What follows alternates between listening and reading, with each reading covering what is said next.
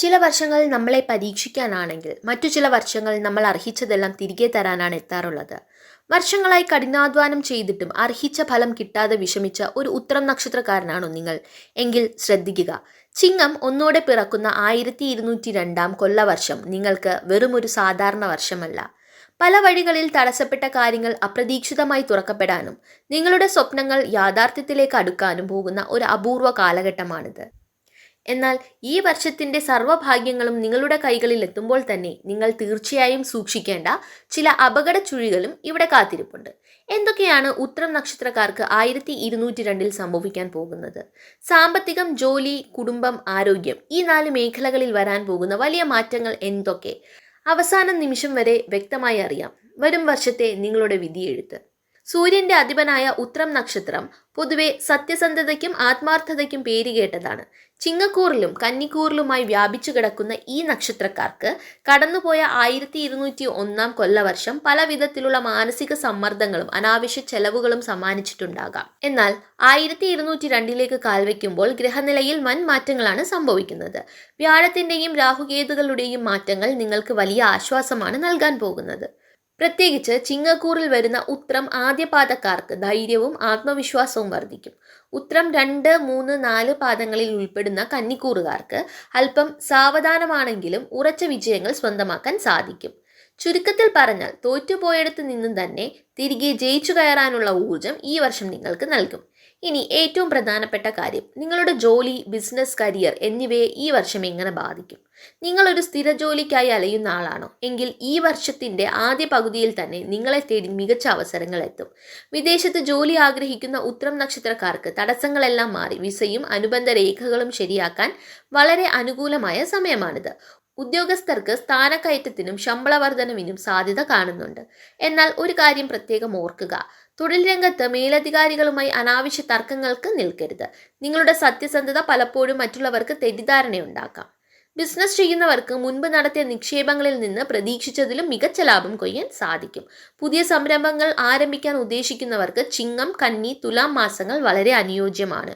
ഇനി ഏവരും ആകാംക്ഷയോടെ കാത്തിരിക്കുന്ന സാമ്പത്തിക വശം നോക്കാം. പണത്തിന്റെ കാര്യത്തിൽ 1202 ഉത്രം നക്ഷത്രക്കാർക്ക് എങ്ങനെയുണ്ടാകും? ഉത്തരം വളരെ ലളിതമാണ്. വരവും ചെലവും ഒരുപോലെ കൂടും.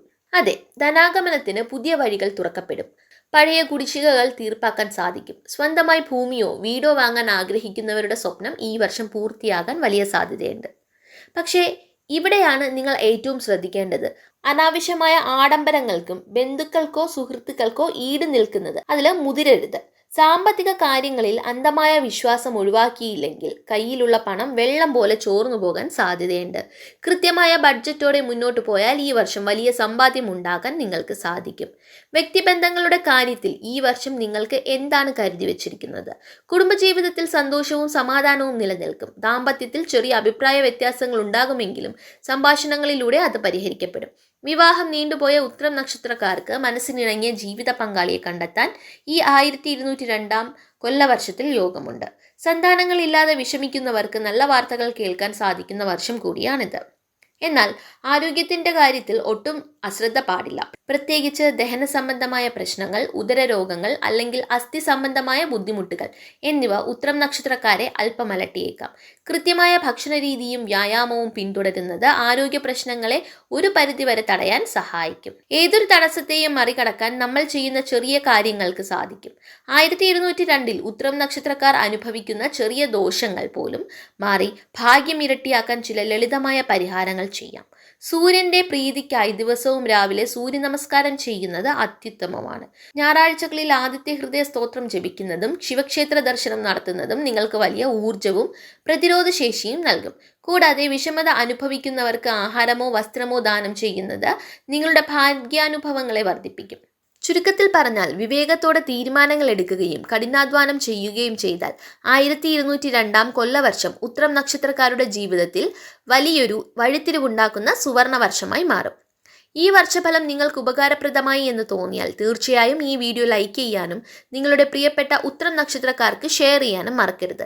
കൂടുതൽ കൃത്യമായ രാശിഫലങ്ങൾക്കായി ഈ ചാനൽ ഇപ്പോൾ തന്നെ സബ്സ്ക്രൈബ് ചെയ്യുക.